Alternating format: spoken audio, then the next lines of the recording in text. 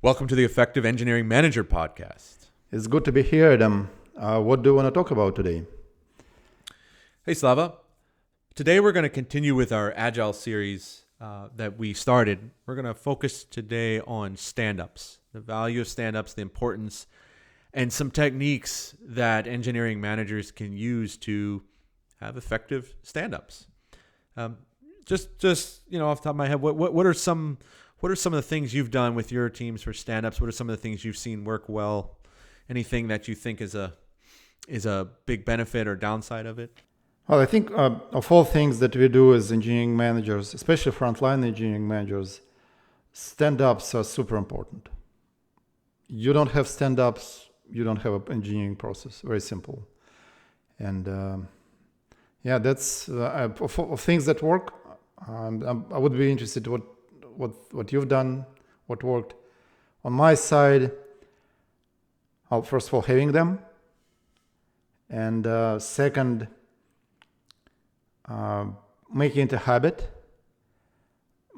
And it should be a habit to the point of people feeling uncomfortable not having a stand-up, right? And also coming up with approaches to do stand-ups in remote environments, when remote and distributed. And I hope you would find a bit of time to talk about that. Yeah, sure. No, I think you hit it on the head. In my opinion, making it a habit is justification enough why it's important.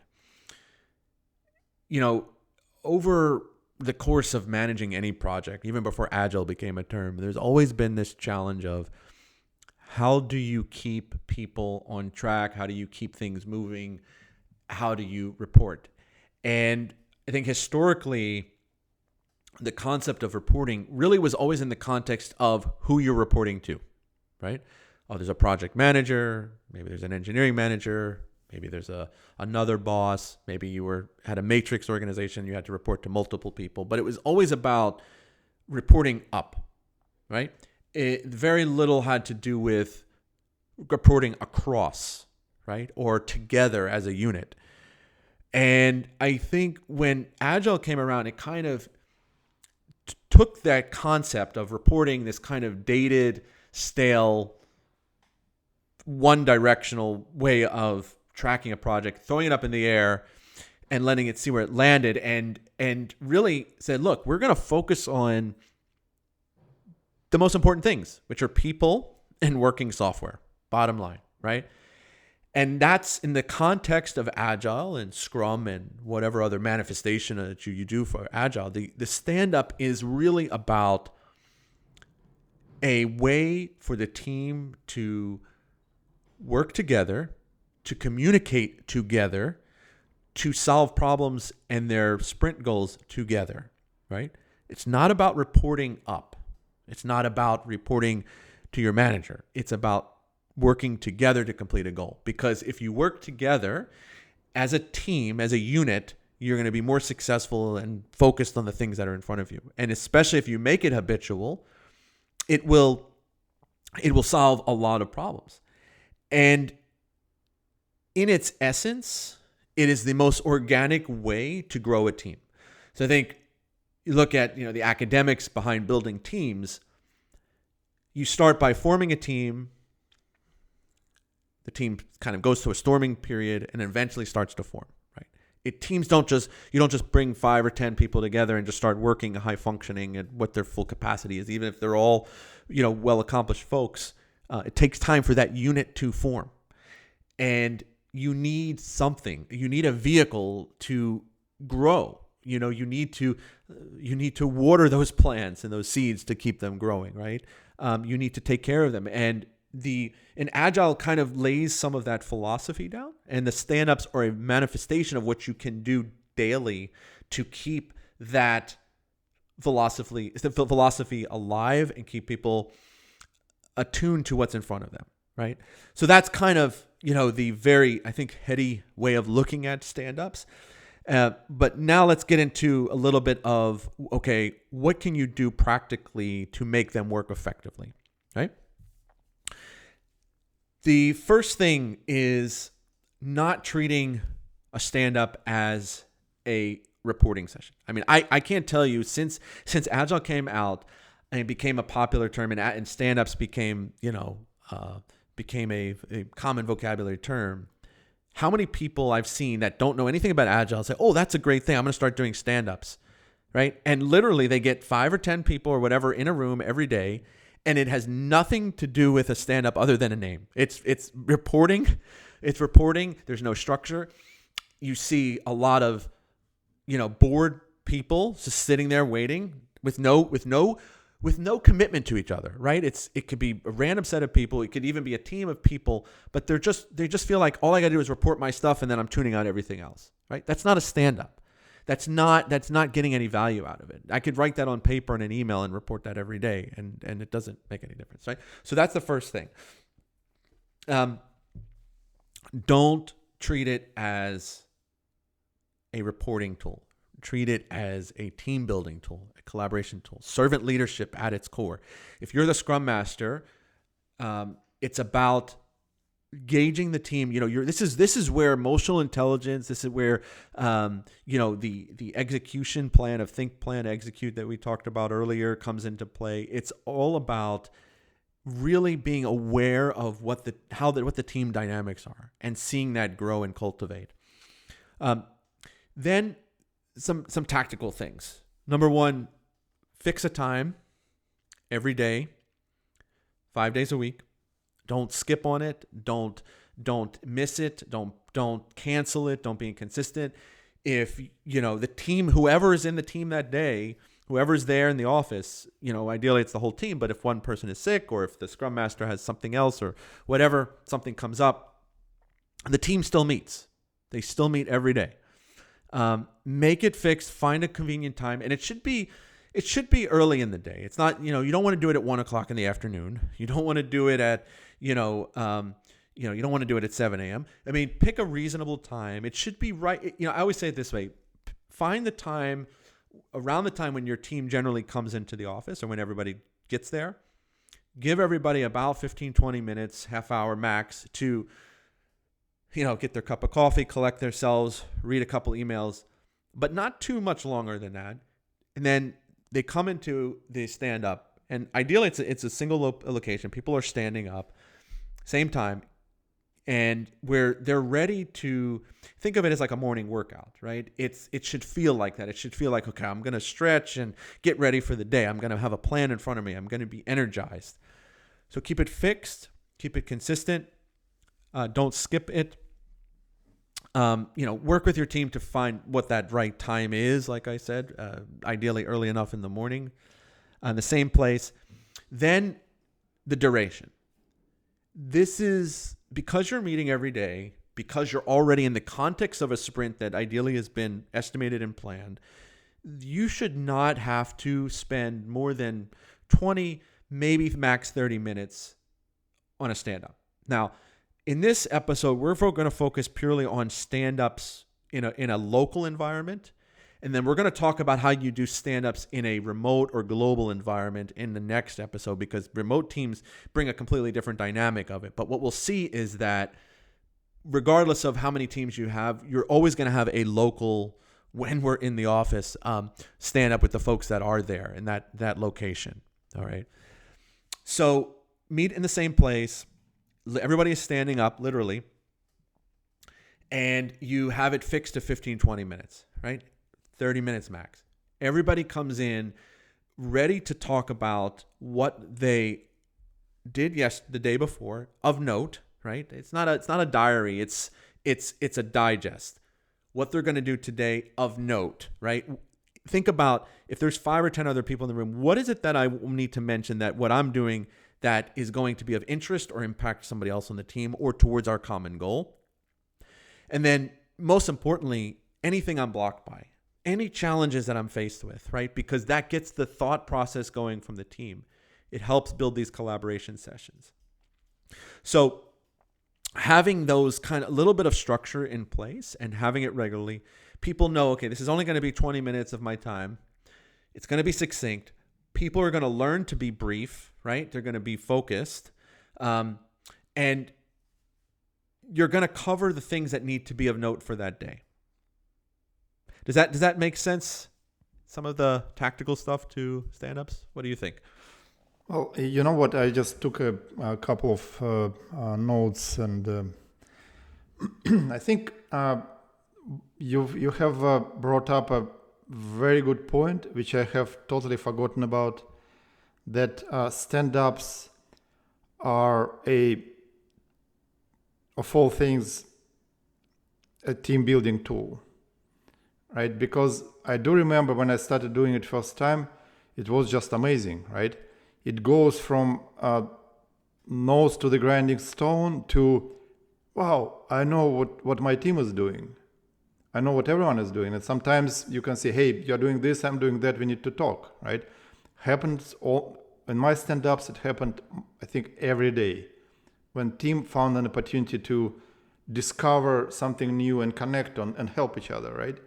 So, and I really love your point on that it's not a tool to report to your boss.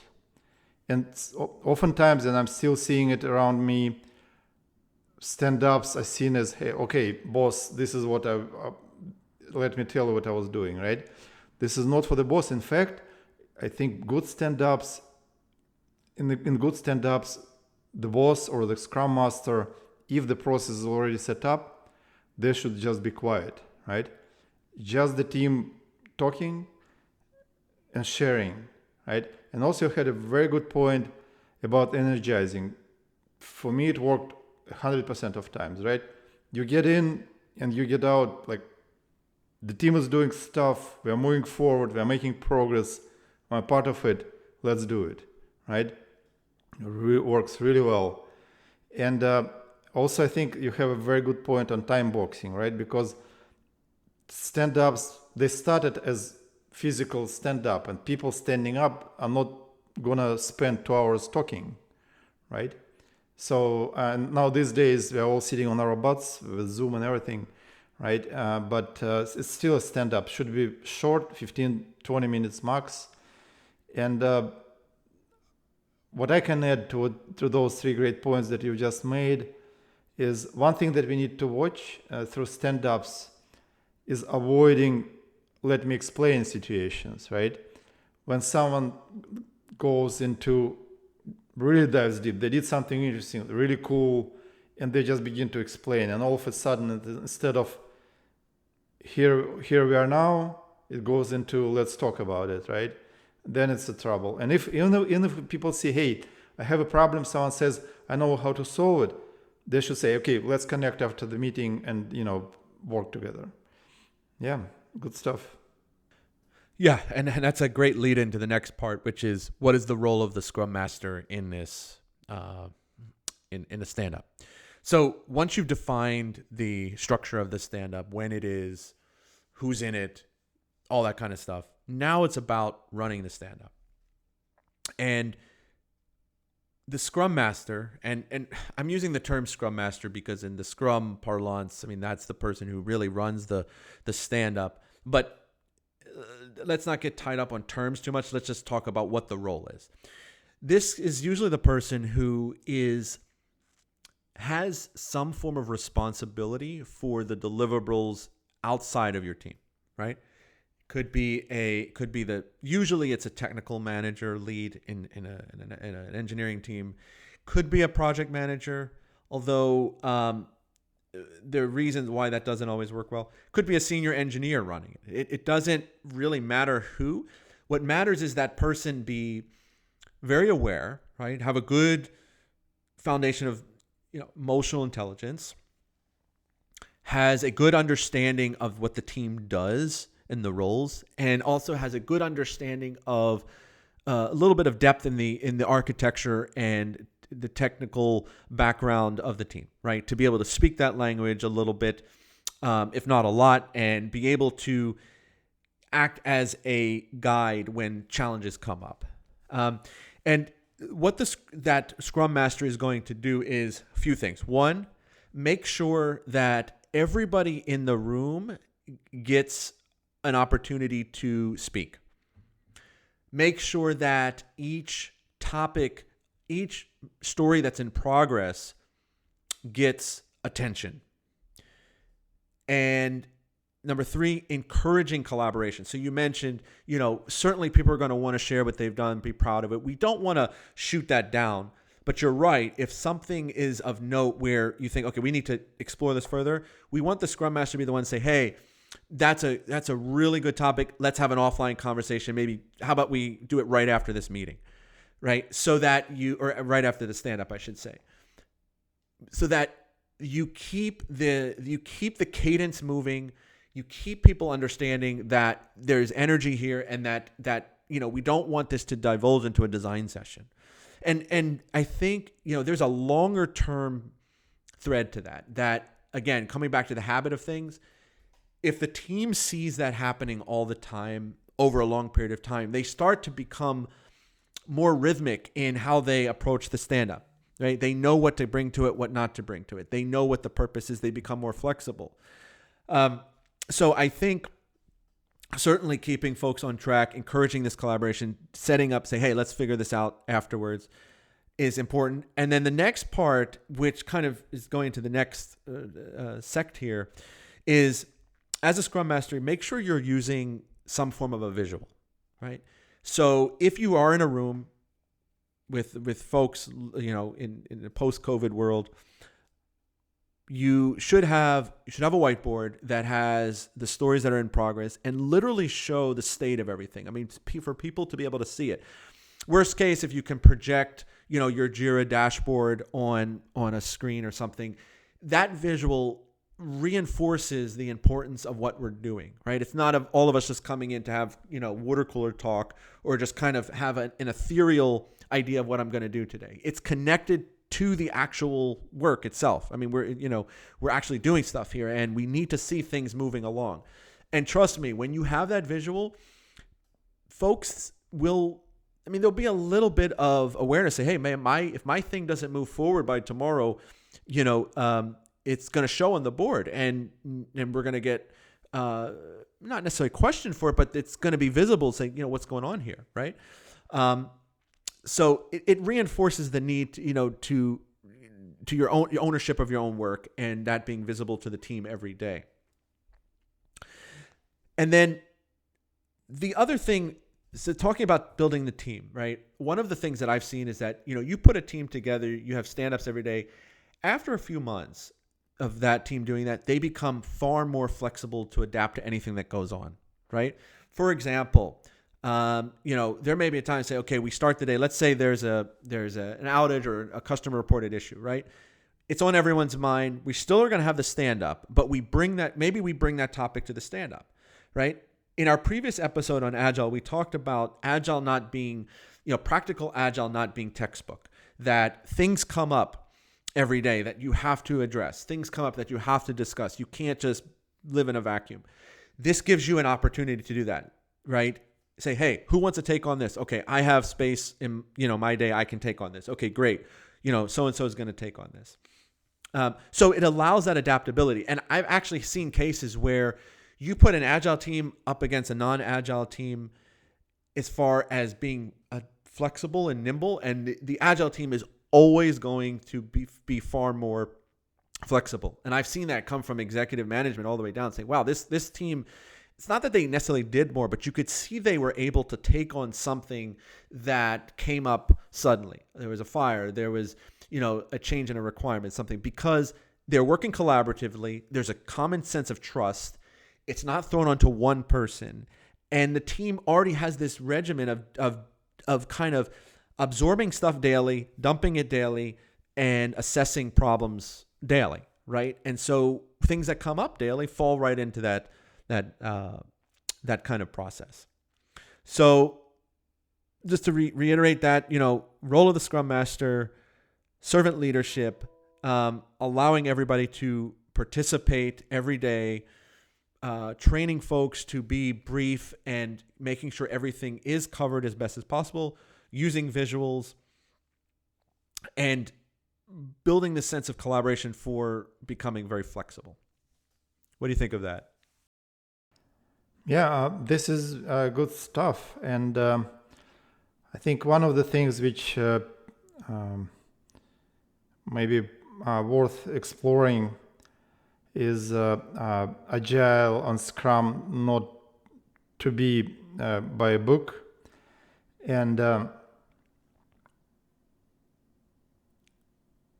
what I've seen is, so let's say folks, go through Agile trainings, through Scrum training, right? And there are like great companies that do great jobs getting people there, right? And they come out and say, well, we have to hire a Scrum Master, because if you don't hire a Scrum Master, it's not going to be Scrum, right? And what I think what's missing in the training that I've been through, I took teams through, and now I'm actually communicating post-training the practical approaches, right? That I believe that Scrum Master is a skill. It can be a job, but first and foremost, it's a skill, right? And because it's a skill, Scrum Master can be there even though it's not a dedicated job. And what I've seen last at least, I would say 6-7 years, I've never had a team with a Scrum Master as someone who is a dedicated individual to do that job. Because companies that take on iterative development, they're usually very nimble. They don't have headcount. Explaining to someone, hey, there's going to be someone who's going to be setting up the meetings, running stand-ups, helping teams to unblock, and all the good stuff. Top-level management looks at you and says, well, that's you. This is your job, right? And I think what I've seen is that it's usually the engineering manager, especially the frontline engineering managers, take on that role and drive it. But training is still very important. Certification, at this point, I don't care, because certification everyone can pass. It's like a 30-minute exercise with 10 checklists, check boxes, whatever. Just everyone can pass, right? But it's a good thing because you can see that someone actually made an effort, right? But going through training, knowing how the process works, applying it with your team, even though you don't have a formal Scrum Master, is super critical. But it's totally okay not to have a formal Scrum Master. If it's an engineering manager, frontline, they have to be hands-on. They have to know what the team is doing. They have to drive the processes. And who is the best, if not the engineering manager? By the way, Scrum Masters usually don't do one-on-ones, which essentially makes them powerless. So that's my sort of maybe unorthodox take on not doing it by the book. Yeah, unorthodox or not, I think you're spot on. I think that is absolutely so true. There is no such role as Scrum Master as a dedicated, role in the organization. It is absolutely a skill. And, the other thing, and we say this in engineering organizations for sure, but I'm sure this applies elsewhere. Engineers won't relate to somebody who's just brought in there, who is there to, conduct these meetings and crack the whip. I mean, they're going to see someone who doesn't relate to them technically, doesn't have any ownership in the team, right? I mean, they're just, where's their participation? And like you said, it's not holding one-on-ones oftentimes. I mean, it's somewhere between a program or project manager and a technical manager. It's like somewhere in between. It doesn't really have much ownership or whatever. So totally agree. Don't go out looking for people that are Scrum Masters and just to bring them in and just, kind of delicately place them in a team. No, it's somebody on the team who has ethos, somebody who is that people look to on the team for guidance, can be a technical manager, should be somebody who's willing to roll up their sleeves and, jump in, and participate with whatever the issue is. I mean, whether it's a problem, whether it's with code, design reviews, or whatever, because that helps create this glue of trust. So for sure, it's certainly not a role that you have to define. It's definitely a skill. And then this kind of leads into the next last thought I wanted to bring on stand-ups, and that is, you may say, well, why can't I just rotate that role who's leading the stand-up daily? Right? Why not just let it be very democratic and just rotate amongst the team? The intent behind that is obviously well-founded, but practically it really has to be done at the right time. I'll tell you, I had that thought when I started my first Scrum team because I wanted everybody to be able to feel what it was like to kind of coordinate this group and maybe see it from a different pair of eyes and perspective and whatnot.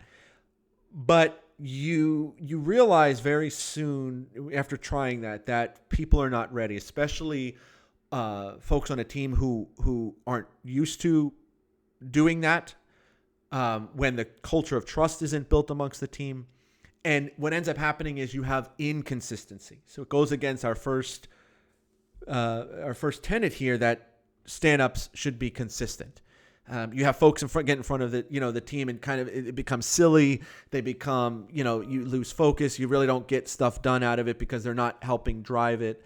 So it takes time. You really want to build this sense of consistency and habit. I mean, the stand-up should be the one place where people come to every day and they know that it's no messing around, but at the same time, it's also very, very collaborative, very, very informal in the sense that you're amongst the folks that matter most, but we have results to deliver.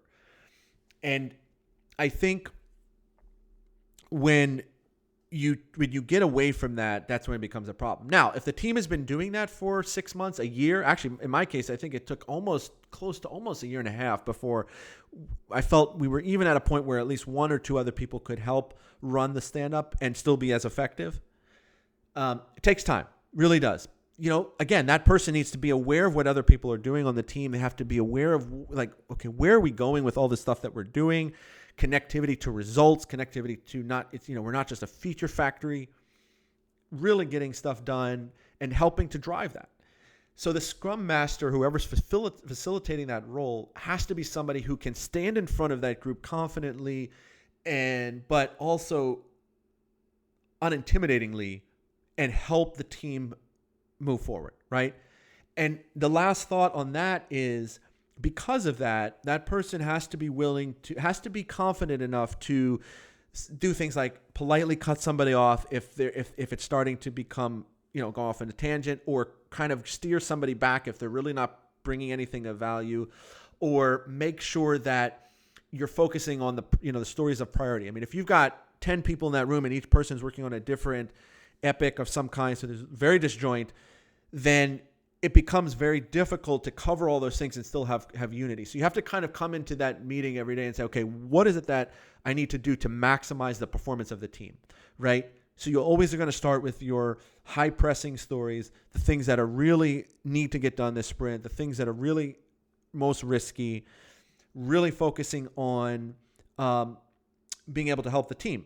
And it's also an opportunity to teach as well. So just like it's an opportunity for collaboration, it's an opportunity for teaching. A good Scrum Master or manager will see this as a platform, venue for coaching. And not just coaching, we're not talking about like one-on-one coaching, but really team level coaching, right? You may look at your Scrum board one day and say, I'm seeing that, our estimates are not really aligning.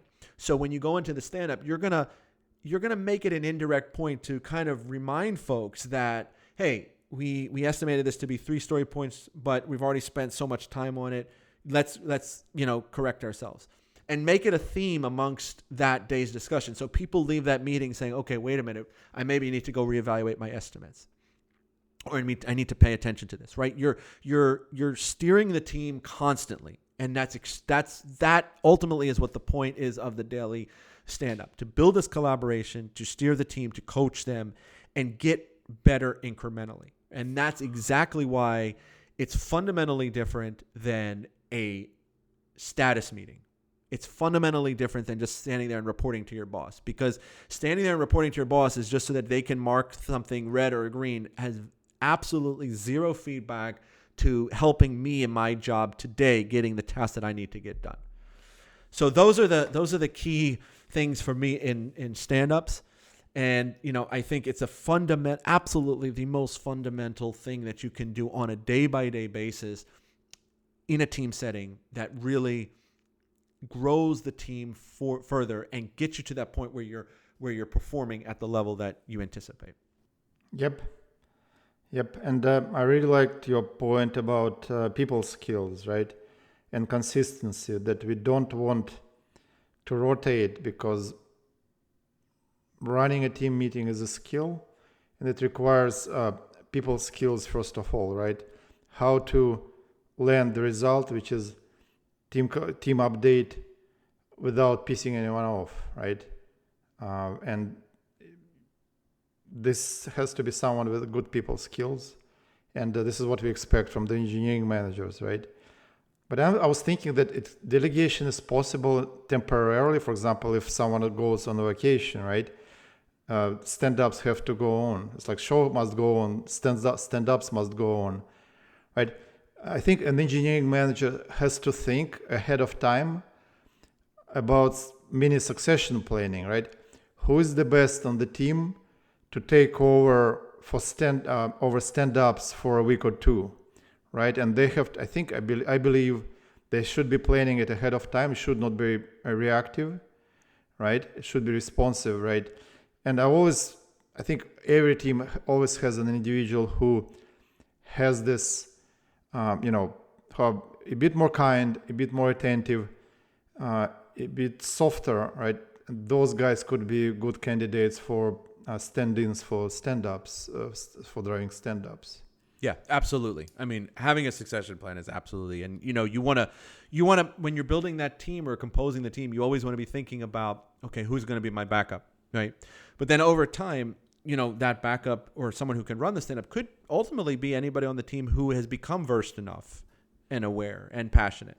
So, so those are the things. How about I give our listeners a checklist which they can follow to run effective stand-ups. Yeah, go for it. Here's a checklist for our listeners. Number 1, make the stand-up fixed and consistent in time of day, every day, location, attendees, and don't sacrifice on that. Number 2, enforce the role of the Scrum Master, allowing everybody to speak, encouraging collaboration, not being afraid to steer and coach when necessary, and encouraging folks to take offline meetings afterwards as necessary. So you don't deviate away from the purpose of the meeting. Use visuals to indicate the progress of the team so the team can see that every day, sprint dashboard and otherwise. And lastly, praising adopters and evangelizers and those that are coming to the meeting prepared and are consistently doing a good job with that, setting the good role model for the rest of the team and helping to build trust and collaboration. So that's a succinct checklist for our listeners, and hope this helps everybody run more effective stand-ups. And in our next Agile session, we'll talk about remote teams and how you can apply stand-ups with remote teams. Thank you, Adam. This is really good stuff. Thanks, Slava. Great stuff. And more good stuff is coming. And for our listeners, you can reach us by email at contact@effectivem.com, or you can find all of our podcasts and other informational material on our website at effectivem.com. And we look forward to seeing you on the site and in future podcasts.